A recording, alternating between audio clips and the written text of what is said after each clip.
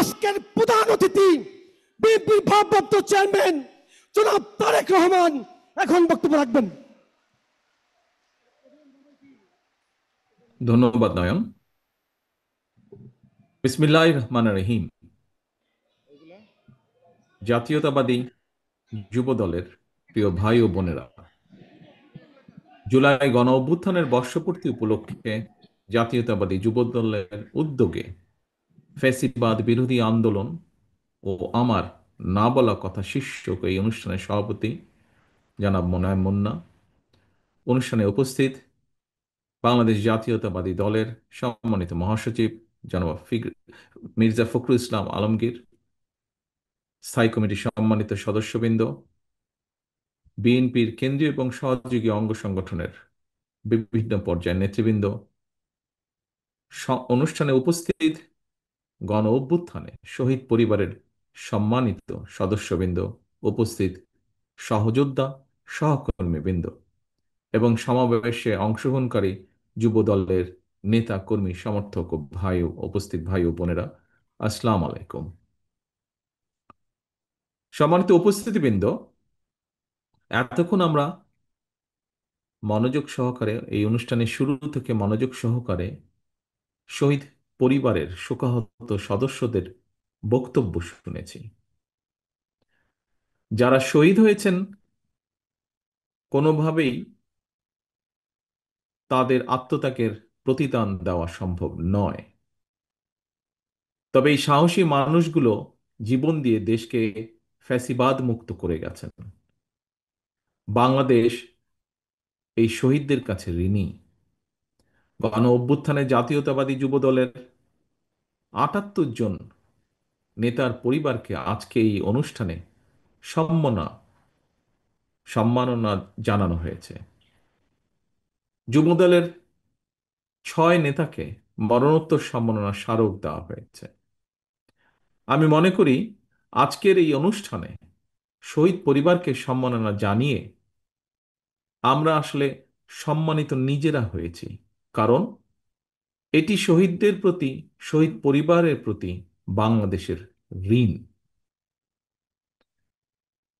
একমাত্র শহীদদের আকাঙ্ক্ষার বাংলাদেশ গঠনের মাধ্যমেই তাদের এই ঋণ পরিশোধ করা সম্ভব বলে আমি মনে করি। আল্লাহ যেন তাদের মৃত্যুকে শহীদি মৃত্যু হিসাবে কবুল করেন। আল্লাহর দরবারে আমরা সবাই সেই প্রার্থনা জানাই। গণ অভ্যুত্থানে দেশে বিদেশে ভূমিকা রাখা নেতাকর্মীদেরকেও এই অনুষ্ঠানে বিশেষ সম্মাননা জানানো হয়েছে, আমি যতটুকু জানি। সম্মানিত উপস্থিতিবৃন্দ, আজকের এই অনুষ্ঠানে একই সঙ্গে খুব সম্ভব এই অনুষ্ঠানের আগে একটি চিত্রাঙ্গন প্রতিযোগিতা ছিল এবং সেখানে অংশগ্রহণকারী খুব সম্ভবত সেরা 50 জনকে সনদ এবং একই সাথে একটি গিফট প্রদান করা হয়েছে। অবশ্যই এটি একটি প্রশংসনীয় উদ্যোগ। সন্তানতুল্য মেধাবী এই শিশু কিশোরদের আমরা আদর এবং ভালোবাসা জানাই। শিশু কিশোর চিত্রাঙ্কন প্রতিযোগিতায় আমি যতটুকু জেনেছি প্রায় ১,৫০০-এর মতন শিশু কিশোর অংশগ্রহণ করেছিল।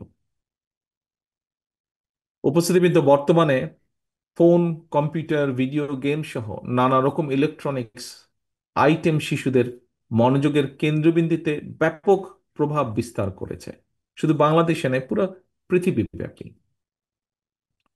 এমন পরিস্থিতিতে শিশু কিশোর যারা চিত্রাঙ্কন প্রতিযোগিতায় এমন একটি সৃজনশীল কাজে অংশ নিয়েছে, আমি মনে করি খুব সম্ভবত বোধহয় তাদের পুরস্কার পাওয়ার জন্য এটাই যথেষ্ট। সেজন্যই ১,৫০০ শিশু কিশোর যারা এই চিত্রাঙ্কন প্রতিযোগিতায় অংশগ্রহণ করেছে তাদের প্রত্যেককে যদি বই সহ একটি ছোট হলেও একটি পুরস্কার পৌঁছে দেওয়া যায়, মনে হয় সেটি বোধহয় ভালো হবে। আমি যুবদলের নেতৃবৃন্দকে এই বিষয়টি বিবেচনা করার জন্য অনুরোধ করব। সম্মানিত উপস্থিতিবৃন্দ, আজকের এই শিশু কিশোরদের মধ্যেই কিন্তু লুকিয়ে আছে আমাদের ভবিষ্যৎ বাংলাদেশ। এই শিশু কিশোরদের মধ্যেই লুকিয়ে আছে প্রতিভা। আপনাদের অনেকেরই নিশ্চয়ই মনে আছে, স্বাধীনতার ঘোষক শহীদ রাষ্ট্রপতি জিয়াউর রহমান শিশু কিশোরদের নিয়ে নতুন কুড়ি নামে একটি ট্যালেন্ট হান্ট প্রতিযোগিতা চালু করেছিলেন। আমি জানি না, তবে এখানে যেহেতু আজ বহু মানুষ উপস্থিত আছেন, হয়তোবা আপনাদের মধ্যে এখানে কেউ না কেউ হয়তোবা আছেন যারা নতুন কুড়ির সদস্য ছিলেন, হয়তো খুব সম্ভব। শিশু কিশোরদের নিয়ে এ ধরনের একটি সুন্দর আয়োজনের জন্য আমি আবারও যুবদলকে বিশেষভাবে ধন্যবাদ জানাই। কারণ এখানে কয়েকজন বক্তা বলেছেন, খুব সম্ভব মহাসচিব সাহেবও ওনার বক্তব্যে কিছুটা তুলে ধরেছেন, আমরা রাজনীতির যে গুণগত পরিবর্তনের কথা বলছি, আজকের এই যে চিত্রাঙ্কন প্রতিযোগিতা বা আজকের এই সামগ্রিক অনুষ্ঠান, তার একটি প্রতিফলন বলে আমি মনে করি। ভবিষ্যতে শিশু কিশোরদেরকে নিয়ে এই ধরনের আরো সুন্দর সৃজনশীল অনুষ্ঠান আয়োজিত হবে, এটি ব্যক্তিগতভাবে আমার একটি বিশ্বাস, প্রত্যাশা। সম্মানিত উপস্থিতিবৃন্দ, সকল পর্যায়ের উপস্থিতিবৃন্দ, বাংলাদেশ 54 বছর পার করেছে। আজকে এখানে শহীদ পরিবারের এক বোনের কাছ থেকে আমরা একটি বক্তব্য শুনেছি। আমরা এখানে একজন আলোচক সাইদ আব্দুল্লাহ, ওনার বক্তব্য একটি অংশ আমরা শুনেছি। মহাসচিব সাহেব ওনার বক্তব্যে তুলে ধরেছেন কি সেটি। বিগত 17 বছর আমরা এই দেশের মানুষ তাদের রাজনৈতিক অধিকার, কথা বলার অধিকারের জন্য আন্দোলন করেছে, সংগ্রাম করেছে, অত্যাচার নির্যাতন সহ্য করেছে, গুম খুনের শিকার হয়েছে। আজকের মঞ্চে শহীদ পরিবারের সদস্য যারা বসে আছেন, কতটা ত্যাগের এ বিনিময় আজ এই মুহূর্তে যে জায়গায় আমরা বসে আছি, এই মুহূর্তটি অর্জন করতে কতটা ত্যাগ আমাদেরকে করতে হয়েছে, তার প্রমাণ এই মঞ্চ আজকের। প্রিয় সহকর্মীবৃন্দ, এর মধ্যে আমিও কয়েকবার বলেছি, অনেকবার বলেছি, গত কয়েক মাসে বহু বক্তা বলেছেন, বহু জায়গায় বিভিন্ন মানুষ বলেছেন যে আমরা যদি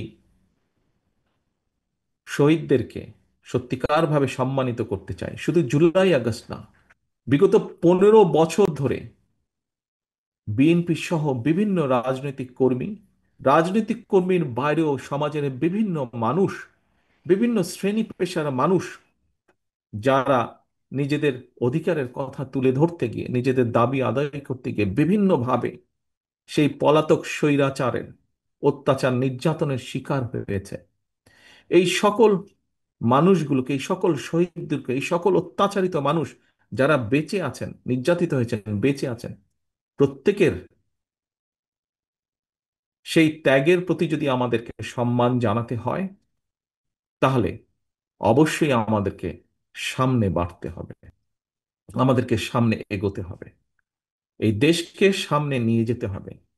তাদেরকে শ্রদ্ধা করার একমাত্র উপায় হচ্ছে, আমি একজন রাজনৈতিক কর্মী হিসেবে বিশ্বাস করি, যে প্রত্যাশা নিয়ে তারা রাজপথে নেমে এসেছিলেন, সেই প্রত্যাশা বাস্তবায়নের কাজ শুরু করা, সেই প্রত্যাশা বাস্তবায়নের মাধ্যমে তাদেরকে সম্মান জানানোর একটি মাত্র উপায়ে আমি এটি বিশ্বাস করি।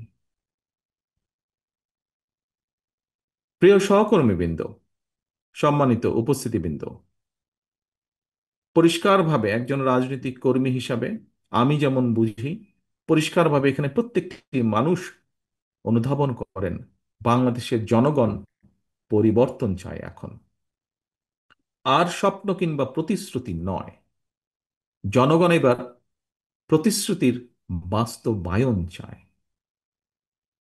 এবং বাংলাদেশ জাতীয়তাবাদী দল বিএনপি জনগণের সেই আকাঙ্ক্ষাকে ধারণ করি আগামী দিনের রাজনৈতিক কর্মসূচি প্রণয়ন করছে, চেষ্টা করছি। আমরা আমাদের নেতা কর্মী, আমাদের দলের ভেতরে, দলের বাইরে, বিভিন্ন বিশেষজ্ঞ যারা আছেন তাদের সাথে বিভিন্ন বিষয়ে আমরা আলোচনা করছি, কাজ করছি। আমাদের আগামী দিনের নীতি জনগণের জীবন উন্নয়নের রাজনীতি, দেশে বিদেশে কর্মসংস্থান সৃষ্টি এবং নিরাপদ কর্মপরিবেশ নিশ্চিত করা, এটি হবে আমাদের রাজনীতির অন্যতম মূল লক্ষ্য। অর্থাৎ মানুষের ভোটের অধিকারকে যেরকম নিশ্চিত করা, মানুষের বাক স্বাধীনতাকে যেমন নিশ্চিত করা, একই সাথে সমাজের দেশের প্রত্যেকটি মানুষ যার যেই যোগ্যতা, যার যেই মেধা, সেই হিসাবে তাকে তার অবস্থান থেকে অর্থনৈতিক স্বাধীনতা বা স্বাবলম্বী করে গড়ে তোলা অর্থনৈতিকভাবে। এবং সেই লক্ষ্যকে সামনে রেখে বিএনপির একাধিক টিম দেশের প্রতিটি সেক্টরকে নিয়ে গভীরভাবে কাজ করছে। সেই আলোকে কর্মসূচি বাস্তবায়নের প্ল্যান, প্রোগ্রাম বা কর্মসূচি আমরা পর্যায়ক্রমিকভাবে তৈরি করছি। সম্মানিত উপস্থিতিবৃন্দ, আপনারা গতকাল এবং আজকের বিভিন্ন নিউজের মাধ্যমে দেখেছেন, হয়তো কেউ কেউ ফিজিক্যালিও দেখেছেন, গতকাল শাহবাগে ছাত্র দলের, বাংলাদেশ জাতীয়তাবাদী ছাত্র দলের একটি সভা ছিল। শিক্ষার্থীদের জন্য বিএনপির নেওয়া কয়েকটি কর্ম পরিকল্পনার রূপরেখা সংক্ষিপ্তভাবে, যেহেতু বিশাল একটি সমাবেশ ছিল, সেখানে হয়তো ডিটেইল তোলা সম্ভব না, বলা সম্ভব না, সংক্ষিপ্তভাবে আমি তুলে ধরেছিলাম। দেশের যুব সমাজ, ছাত্র এবং যুব সমাজ যারা দেশকে আগামী দিনে এগিয়ে নিয়ে যাবে, যারা দেশকে আগামী দিনে গড়ে তুলবে, যারা দেশকে গড়ে তোলার সক্ষমতা রাখে, দেশের সেই যুব সমাজের কর্মসংস্থান এবং তাদের নিয়ে বিএনপির কয়েকটি কর্ম পরিকল্পনার কথা যুবদলের আজকের এই সমাবেশের মাধ্যমে সারা দেশের যুব সমাজের সামনে আমি সংক্ষিপ্তভাবে তুলে ধরতে চাই। এবং এটি আমরা শহীদ পরিবারের এক বোনের কাছ থেকে যেটি শুনেছি, তারাও কাজ চান, বেঁচে থাকতে চান। কাজেই এটি শহীদ পরিবারেরও দাবি একটি, কারণ তারাও চান যে সদস্য শহীদ হয়েছে তার সেই প্রত্যাশিত বাংলাদেশ যেন আমরা যারা রয়ে গিয়েছি আমরা যাতে গড়ে তুলতে সচেষ্ট হই। সম্মানিত অতিথিবৃন্দ, দেশের মোট যুব সংখ্যা দেশের মোট জনসংখ্যার 1/3 বেশি। যুব সংখ্যার সবাই বেকার নয়, তবে আশ্চর্যের বিষয় হলো যুব সমাজের বেকারদের বেশিরভাগ হলো শিক্ষিত বেকার।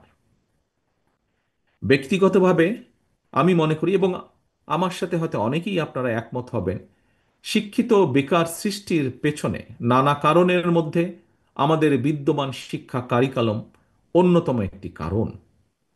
তবে অবশ্যই সময়ের সঙ্গে তাল মিলিয়ে শিক্ষা কারিকুলাম সংস্কার না করার জন্য রাজনীতি এবং রাষ্ট্র পরিচালনার সাথে যারা জড়িত আমি মনে করি আমরা কেউ বোধহয় এর দায় এড়াতে পারি না। এমন বাস্তবতায়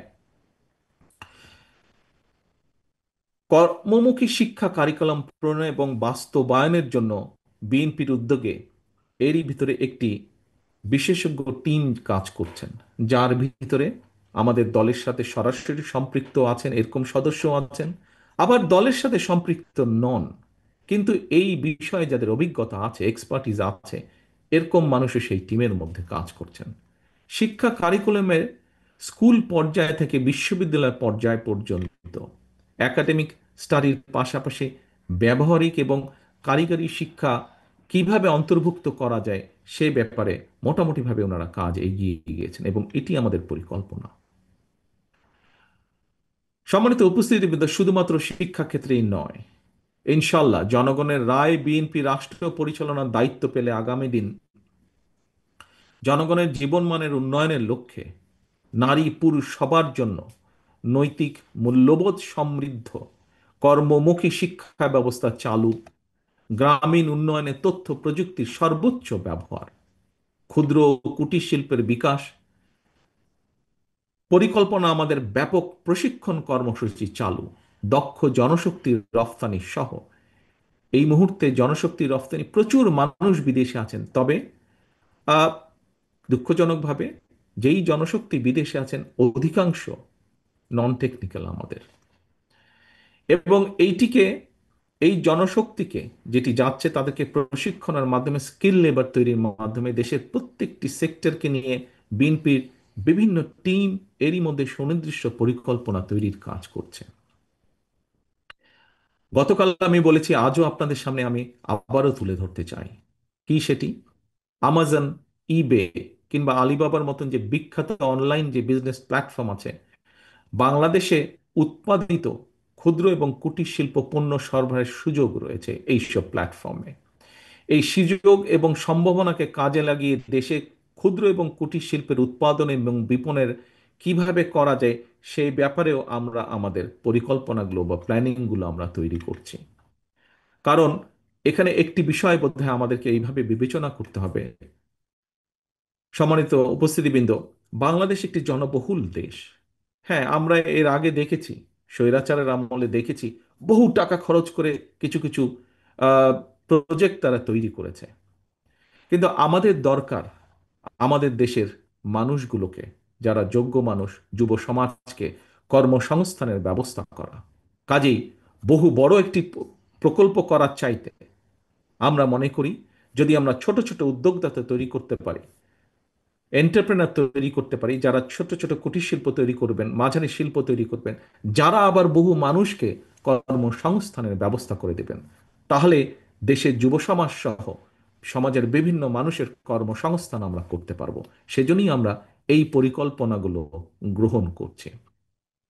সম্মানিত উপস্থিতিবৃন্দ, নারী কিংবা পুরুষ যারাই ব্যক্তি উদ্যোগ কিংবা গ্রুপ ভিত্তিক প্রচেষ্টায় ক্ষুদ্র এবং কুটির শিল্পের উৎপাদন অথবা উদ্যোক্তা তরুণ যুবকদের স্টার্ট আপ বিজনেস চালুর উদ্যোগ গ্রহণ করবেন, আমরা ইনশাল্লাহ সরকার গঠনে সক্ষম হলে এদেরকে আমরা রাষ্ট্রীয়ভাবে অর্থনৈতিক বা আর্থিক সহায়তা প্রদানের বিষয়টি কিভাবে করা যায় সে ব্যাপারেও আমরা কাজ করছি। আমাদের টিম এ ব্যাপারেও কাজ করছেন। এর পাশাপাশি এর পাশাপাশি কর্মক্ষম জনসংখ্যাকে জনসম্পদে রূপান্তর করার লক্ষ্যে আমরা আমাদের যে চিন্তাটি রয়েছে সেটি হচ্ছে দেশের বিভিন্ন জায়গায়, প্রথমেই হয়তো একদম জেলাবাড়ি সম্ভব হবে না, খুব সম্ভব আমরা চেষ্টা করব বড় বিভাগবাড়ি এবং বড় জেলাবাড়ি ব্যাপক প্রশিক্ষণের ব্যবস্থা করতে। কি প্রশিক্ষণ? এর ভিতরে plumbing, electrician, mechanic, dental hygienist অথবা মেডিকেল টেকনিশিয়ান এর মতন এই ধরনের, এর ছাড়াও স্বল্প মেয়াদী ট্রেডিং কোর্স, এইগুলো চালু করা যায় কিনা বা কিভাবে চালু করা যায়। কারণ এইসব কোর্স প্রণয়ন এবং বাস্তবায়ন পরিকল্পনা নিয়ে এর ভিতরে আমরা কাজ করছি, এবং যা আমরা দেখতে পাচ্ছি যে এইগুলোর মাধ্যমে আমরা বহু মানুষকে দেশের ভিতরে যেমন কর্মসংস্থানের ব্যবস্থা করে দেওয়া সম্ভব হবে, একইভাবে আমরা দক্ষ বা স্কিল লেবার আমরা পাঠাতে পারবো, যেটা ভ্যালু অ্যাড করবে। আরো অধিক সংখ্যক বৈদেশিক মুদ্রা তারা আমাদেরকে পাঠাতে সক্ষম হবে। সম্মানিত উপস্থিতিবৃন্দ, বিশ্বায়নের বর্তমান সময়ে দক্ষ মানুষের জন্য অনেক দেশেই সম্ভাবনার সকল দরজা কিন্তু খোলা। তবে এই সুযোগকে যদি আমাদের দেশের সন্তানদেরকে, আমাদের দেশের মানুষকে কাজে লাগাতে হয়, তাহলে ভাষা জানা থাকাটা খুব জরুরি প্রয়োজন। এই কারণেই স্কুলের শিক্ষার্থীদের পাশাপাশি আগ্রহী তরুণ যারা স্কুলের গণ্ডি পেরিয়ে এসেছেন বা ইন্টারমিডিয়েটের গণ্ডি বা ডিগ্রির গণ্ডি পেরিয়ে এসেছেন, এরকম বহু তরুণ আছেন যাদের কর্মসংস্থানের প্রয়োজন, যুবকদের কর্মসংস্থানের প্রয়োজন, কিন্তু শিক্ষা গণ্ডি পেরিয়ে এসেছেন। এই মানুষগুলোকে বিভিন্ন আন্তর্জাতিক ভাষায়, বাংলা ভাষার পাশাপাশি ইংরেজি, আরবি, Mandarin, Japanese, French, Germany, Italian, বিশ্বের বহুল প্রচলিত ভাষা শেখানোর জন্য আমরা ভাষা শিক্ষা কোর্স চালু করব, যেটি শুধু ঢাকা শহরে সীমাবদ্ধ থাকবে না, এটিকে আমরা ডিস্ট্রিক্ট লেভেল, বিভাগ লেভেল পর্যন্ত আমরা ছড়িয়ে দিতে চাই জিনিসটিকে। ল্যাঙ্গুয়েজ সেন্টারে স্বল্পমেয়াদী ভাষা শিক্ষা কোর্স শেখানোর জন্য দেশে এবং বিদেশ থেকে আমরা চেষ্টা করব দেশের মধ্যেই রাখতে, যদি প্রয়োজন হয় আমরা বিদেশ থেকেও শিক্ষক নিয়োগ আমরা দিব। এছাড়াও কিন্তু এই মুহূর্তে দেশে বিদেশ ফেরত অনেকেই রয়েছেন যাদের বিভিন্ন দেশের ভাষা জ্ঞান রয়েছে। আমরা তাদেরকেও শিক্ষক হিসাবে পার্ট টাইম শিক্ষকতার সেই সুযোগটা কিভাবে দেওয়া যায় সেটির ব্যাপারে আমরা চিন্তা ভাবনা করছি, বা আমাদের টিম সে ব্যাপারেও কাজ করছেন। সম্মানিত অতিথিবৃন্দ, মাতৃভাষার পাশাপাশি বিদেশি কোনো ভাষার উপরে প্রাথমিক দক্ষতা অর্জন করতে পারলে আমার কাছে মনে হয় বিশ্বের অনেক দেশেই কিন্তু সহজেই কর্মসংস্থান করা সম্ভব। বিশ্বের অনেক দেশে বিভিন্ন সেক্টরে দক্ষ এবং প্রশিক্ষিত কর্মীর প্রয়োজন রয়েছে। দক্ষ এবং প্রশিক্ষিত কর্মীর প্রয়োজন রয়েছে। অনেকেই প্রশ্ন করতে পারেন যে আপনারা যে এগুলা করবেন, তারপরে এই মানুষগুলো কোথায় যাবে, কিভাবে তারা বিদেশে চাকরি পাবে, বা এই ব্যবস্থাটা কিভাবে কি হতে পারে। আমরা এর মধ্যে কাজ করছি যে প্রয়োজনে বাংলাদেশের দূতাবাসগুলোর মাধ্যমে সংশ্লিষ্ট দেশের চাহিদা, যেমন ধরুন জাপানে যাবে আগামী 5 থেকে 10 বছর, জাপানে কি কি ধরনের মানুষের প্রয়োজন আছে সেটি আমরা আমাদের দূতাবাসগুলোর মাধ্যমে এই ইনফরমেশন ডাটাগুলো আমরা জোগাড় করার চেষ্টা করব, এবং ঠিক সেইভাবে আমরা সেই মোতাবেক আমরা আমাদের সেই মানুষগুলো, ধরেন আগামী 10 বছর জাপানে হয়তো 10 লক্ষ শ্রমিক নিবে বিভিন্ন ক্যাটাগরির, আমরা ঠিক সেভাবে করে আমাদের 10 লক্ষ মানুষকে আমরা তৈরি করব। আমরা কর্মক্ষম বেকার যুবশক্তিকে সংশ্লিষ্ট ওই বিষয় প্রশিক্ষণ দিব, দক্ষ জনশক্তিতে আমরা রূপান্তর করব। এবং এই পদক্ষেপ শুধু বিদেশের বাজারে নয়, বরং আমরা দৃঢ়ভাবে বিশ্বাস করি এটি দেশের বাজারেও ভূমিকা রাখতে সক্ষম হবে। প্রিয় উপস্থিতিবৃন্দ, নাগরিকদের স্বাস্থ্য সেবা নিশ্চিত করার জন্য বিএনপি একটি পরিকল্পনা গ্রহণ করেছে, কর্মসূচি গ্রহণ করছে। নাগরিকদের প্রাথমিক স্বাস্থ্য সেবা নিশ্চিত করার জন্য আমরা একটি নীতিতে বিশ্বাস করি, যেটি উন্নত বিশ্বেও এখন তারা এটি প্রয়োগ করছে। কি সেটি? এক লাইনে যদি বলতে হয় সেটি হচ্ছে প্রতিকারের চেয়ে প্রতিরোধ উত্তম। অর্থাৎ একজন মানুষ অসুস্থ হয়ে গেলে কিন্তু তার পেছনে খরচ অনেক বেশি, সেটি পরিবারের খরচ হোক, সেটি রাষ্ট্রের খরচ হোক।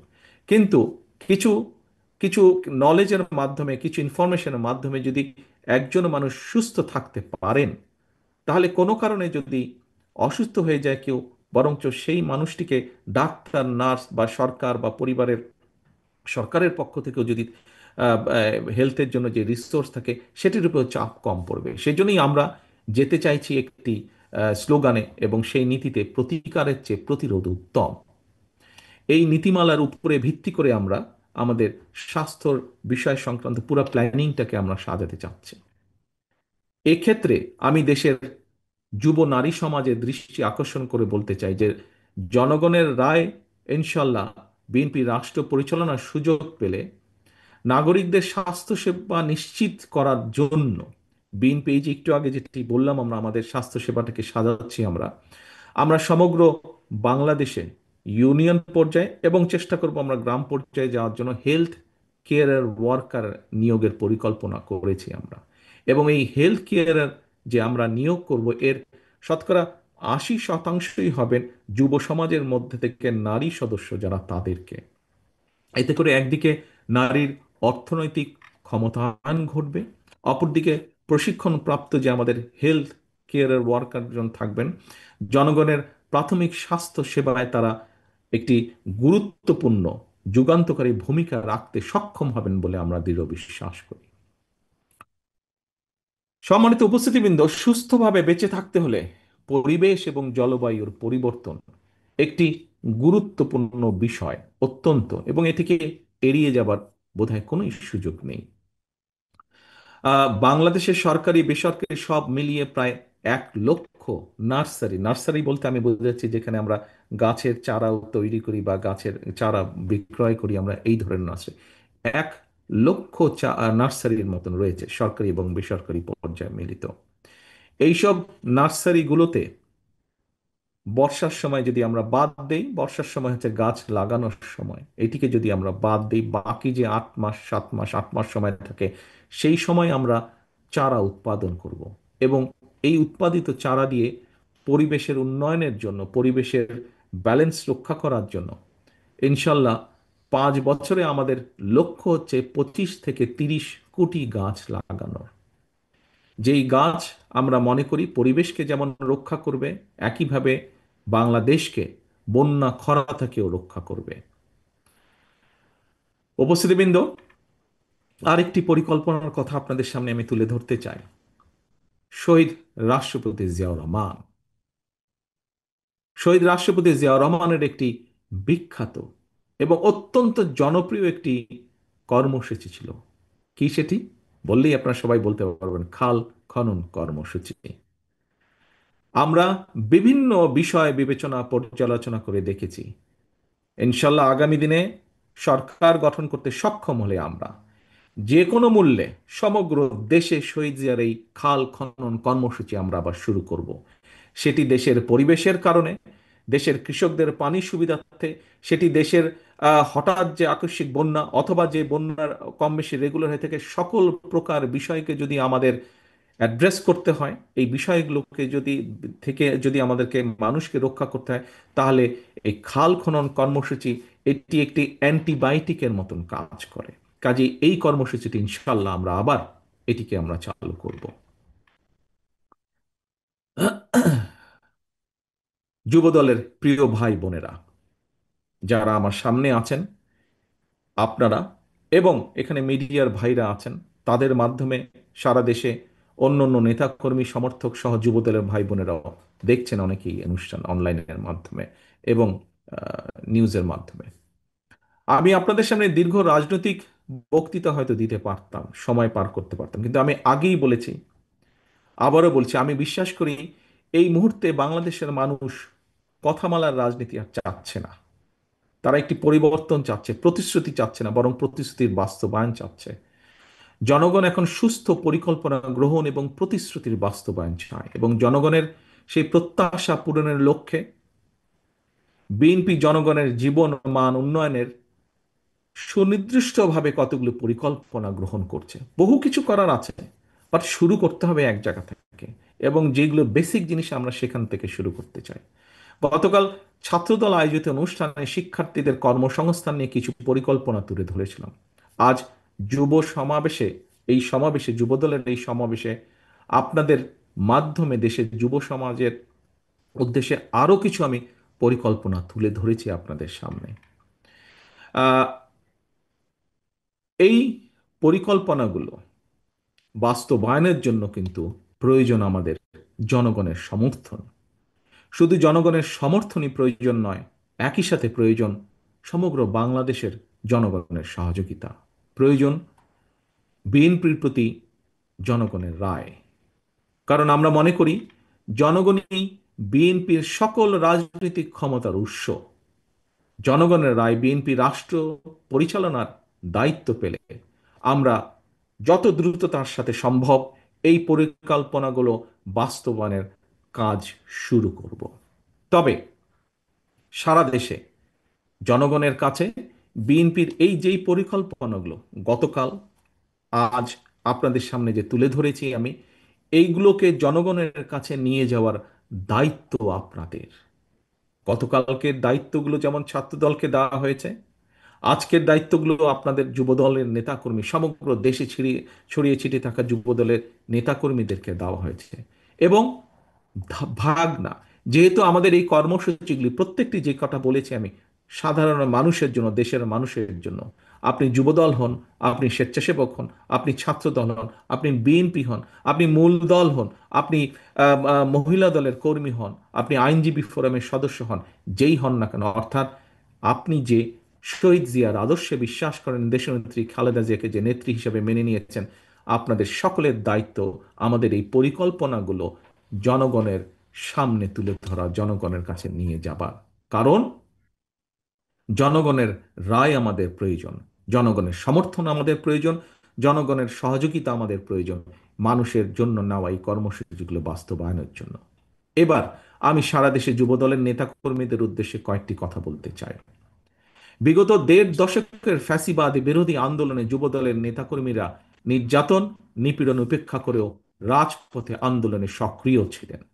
আন্দোলন করতে গিয়ে ফ্যাসিবাদী সরকারের পতিত পলাতক ফ্যাসিবাদী সরকারের শত নির্যাতনেও নিপীড়নেও যুবদল পিছিয়ে যায়নি, রাজপথ ছেড়ে যায়নি তারা। শুধুমাত্র জুলাই আগস্টের গণ অভ্যুত্থানে যুবদলের ৭৮ জন নেতাকর্মী শহীদ হয়েছেন। জনগণ আপনাদের সঙ্গে ছিল, আপনাদের প্রতি জনগণের বিশ্বাস ছিল। এই কারণেই আপনারা সাহসের সঙ্গে প্রতিবাদ প্রতিরোধ গড়ে তুলতে পেরেছেন। সুতরাং আপনাদের প্রতি জনগণের সেই আস্থা ও বিশ্বাস ধরে রাখুন। মনে রাখবেন, জনগণের আস্থা অর্জন করতে পারলে আপনি নেতা, জনগণ প্রত্যাখ্যান করলে আপনি নেতা নন। প্রিয় সহকর্মীবৃন্দ, আমি আবারও বলছি, জনগণের আস্থা অর্জন করতে পারলে আপনি নেতা, জনগণ প্রত্যাখ্যান করলে আপনি নেতা নন। একজন রাজনৈতিক কর্মী হিসাবে আমার কয়েক দশকের রাজনৈতিক অভিজ্ঞতার আলোকে একটি বিষয় আপনাদের মনোযোগ আকর্ষণ করতে চাই। কি সেটি? সেটি হলো, দয়া করে আমার এই অভিজ্ঞতাটি মন দিয়ে শুনবেন, খুব সংক্ষিপ্ত। সে অভিজ্ঞতাটি কি? সেটি হলো, প্রশাসনিক সহায়তায় নেতৃত্ব হয়তো প্রদর্শন করা যায়, কিন্তু জনগণ সহায়তা করলে নেতৃত্ব দেওয়া যায়। আমি আবারও বলছি আমার অভিজ্ঞতাটি যুবদল সহ সকল পর্যায়ের নেতাকর্মীদেরকে। প্রশাসনিক সহায়তায় নেতৃত্ব হয়তো প্রদর্শন করা যায়, কিন্তু জনগণ সহায়তা করলে নেতৃত্ব দেওয়া যায়। মনে রাখবেন, আপনাদের প্রতি জনগণের সমর্থন থাকার কারণেই পলাতক স্বৈরাচারের প্রশাসন কিংবা আইন শৃঙ্খলা বাহিনী আপনাদেরকে, যুবদলের নেতাকর্মী সমর্থকদেরকে রাজপথ থেকে দূরে রাখতে পারেনি। সুতরাং আপনাদের প্রতি আমার আহ্বান, জনগণের আস্থায় থাকুন, জনগণকে আস্থায় রাখুন। আল্লাহ হাফেজ। বাংলাদেশ জিন্দাবাদ। বাংলাদেশ জাতীয়তাবাদী দল।